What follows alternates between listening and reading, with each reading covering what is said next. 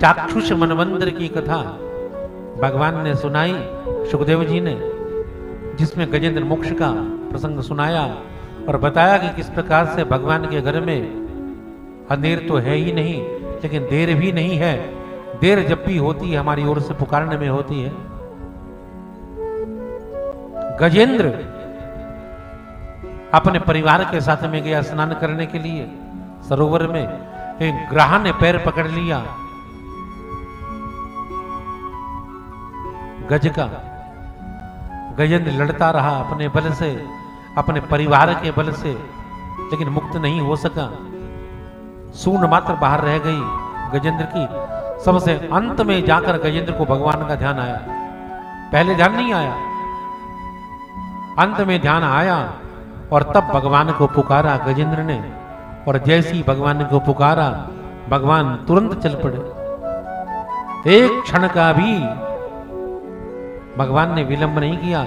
और वर्णन तो ये आता है कि भगवान को लगा कि मुझे पहुंचने में विलंब ना हो जाए। जो गरुड़ की गति है वो धीमी लगने लगी भगवान को। गरुड़ का भी त्याग कर दिया भगवान ने, अपनी गति से चलने लगे।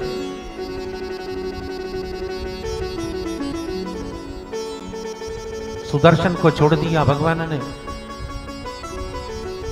अपने भक्त का कल्याण करने से पहले अपने भक्त के भक्त का कल्याण किया भगवान ने। भगवान को अपने भक्त बड़े प्रिय होते हैं। और जो व्यक्ति भगवान की आराधना करता है भगवान को प्रिय तो होता है, लेकिन भगवान के भक्तों की जो आराधना करता है वो भगवान को अतिशय प्रिय होता है। तो भगवान को लगा कि मेरी स्तुति की है गजेंद्र ने, इसका तो उद्धार मैं करूंगा ही, लेकिन जिस ग्राह ने मेरे भक्त गजेंद्र का पैर पकड़ा हुआ है, चरण पकड़े हुए हैं, उसका उद्धार मैं पहले करूंगा। चक्र चलाया, पहले जाकर ग्राह को लगा। ये चक्र प्राण छूट गए ग्राह के, ग्राह मुक्त हो गया, पकड़ ढीली हो गई, छूट गया।